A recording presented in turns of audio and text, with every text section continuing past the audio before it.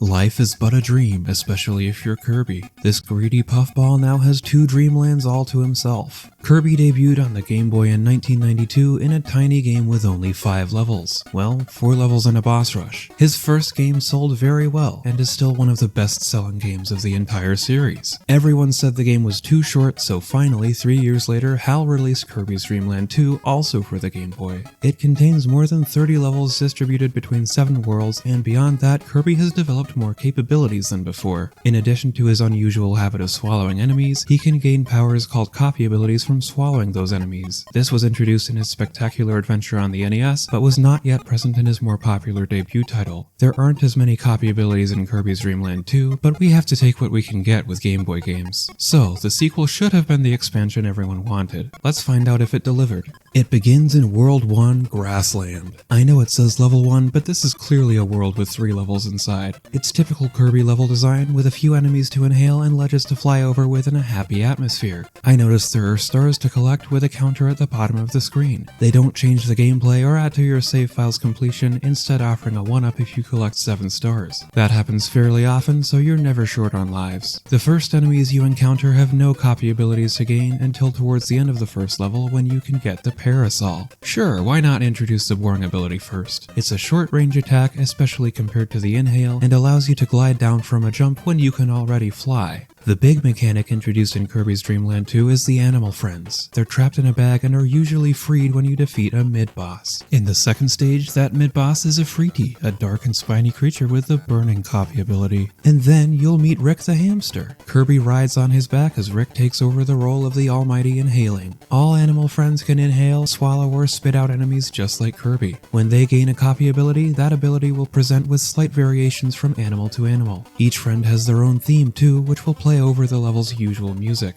Rick can run faster, and that's about it. He can't fly, so I often took silly deaths as Rick. Apparently he doesn't slip on ice, so he technically has 2 perks, failing to balance out his bigger disadvantage. Coo the owl, on the other hand, has no real disadvantages. He's first seen in the next world, Big Forest, and he can fly quickly in any direction, including against strong winds. Similarly, Kind the fish allows you to move freely in water and can swim against the strong currents. Coo isn't so helpful in the water, and Kind's movement on land is rather amusing, and not in a helpful way. Overall, the animal friends add to the experience. They're not required to beat the game, so they just offer another way to play the game without forcing gimmicks on the player. In many cases, they make the game easier. Kirby games have a reputation for being easy, perhaps too easy, and given how this game starts, I can see why. Grassland and Big Forest's level designs don't stand out, and Ripplefield in World 3 doesn't improve much either. I was having fun, and the game wasn't bad, but it was fairly plain. When the series began, everyone wished for a longer game and a little more difficulty too.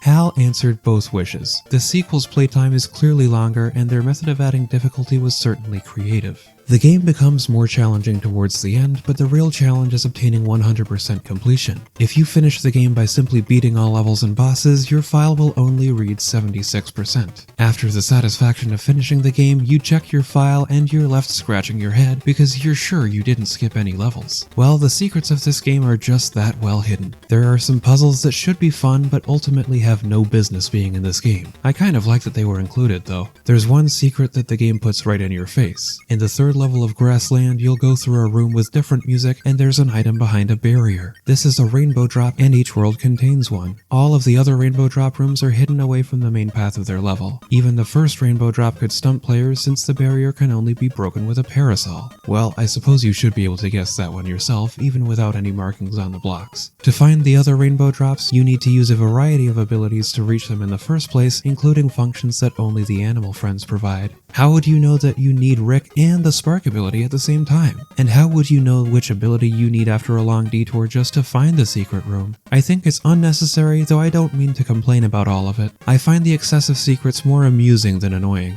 While the objectives are simple, this game was a completionist's nightmare. Perhaps it isn't anymore with sufficient documentation on the internet and other tools at your disposal, but in 1995 it was a different story. Collecting all the rainbow drops will change the game's ending sequence, and we'll get there later, but even when that's completed, you might still have missing objectives. Would you expect something different to happen if you entered a boss level after beating it? Probably not, and yet that's where a chunk of secrets is hidden. In Worlds 1 through 6, you can re-enter boss levels to play a bonus chance. The These take place in the same boss arena and usually feature the bosses without fighting them. The star collectibles fly across the screen and you can collect as many as possible to build your lives counter. However, to achieve 100% on your save file, you will need to get a perfect score in every bonus chance. It's not difficult to be perfect in most of them, but you're unlikely to pull it off on your first attempt. Except that's your only attempt. The door locks behind you after a single shot at each minigame. They will unlock if you finish another level, but it's still rude of them to lock in the first place. It prevents you from practicing the bonus chance and makes this element of the game more annoying than necessary.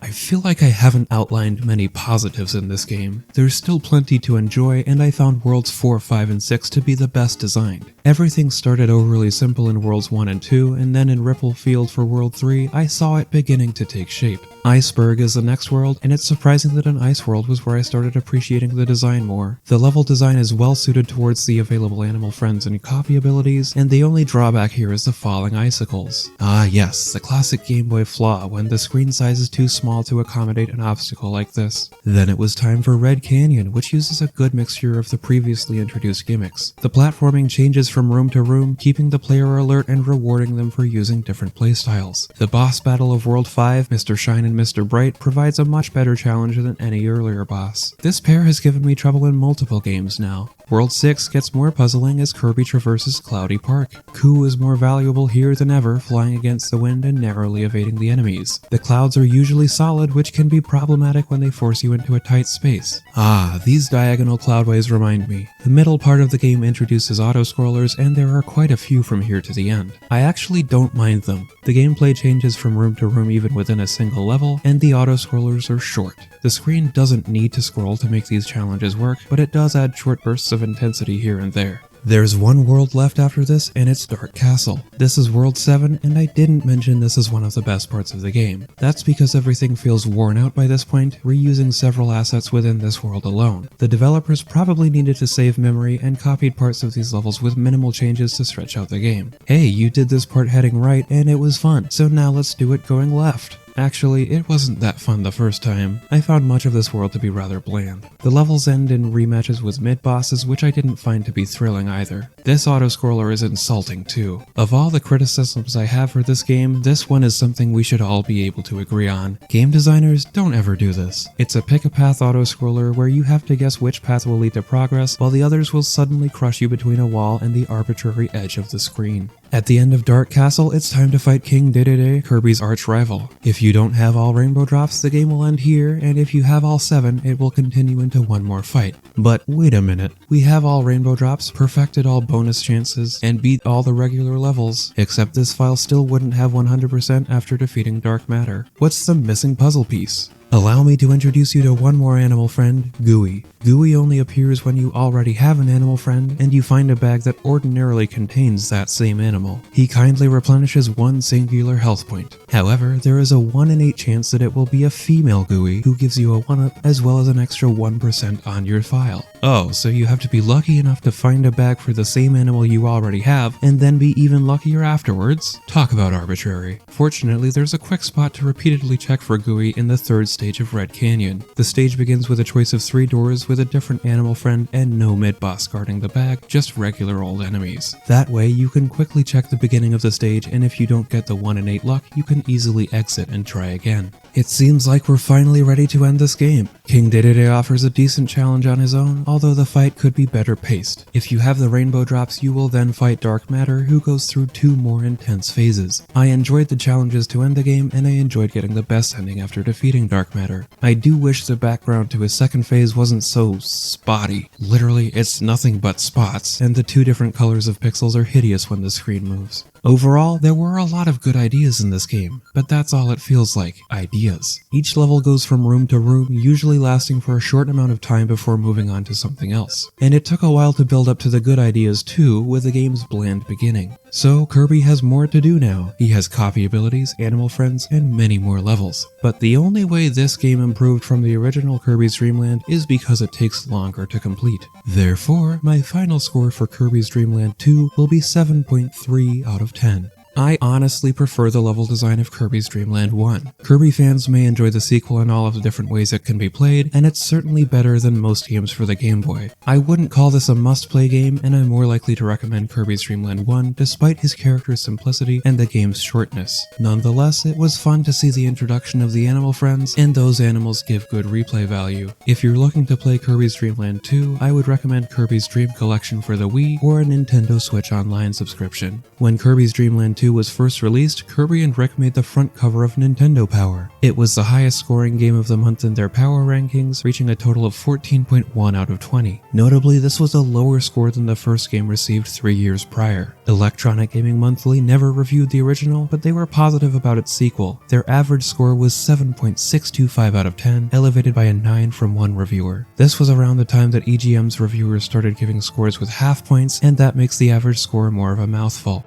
Tell me, did you agree with the points I've made? What rating would you give Kirby's Dream Land 2 for the Game Boy, initially released in 1995? Leave a like if Rick is adorable, and subscribe before Kirby inhales the button again. As ever, thank you for watching, and please continue to be your own unique self.